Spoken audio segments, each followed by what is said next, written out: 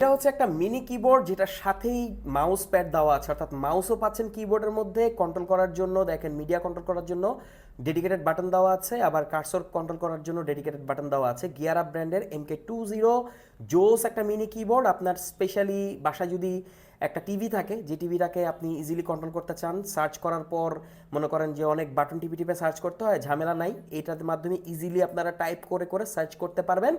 জোস একটা জিনিস। লাইটও দেওয়া আছে, অর্থাৎ এটা কিন্তু 8 GB। এখানে আপনারা চাইলে কালার চেঞ্জ করতে পারবেন। ব্লুটুথ বা ডঙ্গলের মাধ্যমে আপনি কানেক্ট করতে পারবেন আপনার টিভির সাথে, এছাড়া ডেস্কটপে ইউজ করা যায়। দূর দূরান্ত থেকে তারের কোনো ঝামেলা নেই, মনে করেন দূরে বসে বসে টাইপ করে মিডিয়া কনজিউম করতে পারবেন, যে কোনো কাজ করতে পারবেন। মিনি কিবোর্ড কিন্তু অনেক ফেমাস, মানুষ অনেক পছন্দ করে। এটা শুধু মিনি কিবোর্ড না, সাথে মাউসও আছে। এই যে এখানে টাচপ্যাডের মাধ্যমে আপনি কার্সরকে কন্ট্রোল করতে পারবেন। রিচার্জেবল, চার্জিং কেবল দেওয়া আছে, যে মাইক্রো এসবি পোর্ট দেওয়া আছে, সো এখান দিয়ে এটা দিয়ে চার্জ করতে পারবেন। ব্যাটারি এটার মধ্যে দেওয়াই আছে। গিয়ার আপ MK20 কেমন লাগলো অবশ্যই জানাবেন।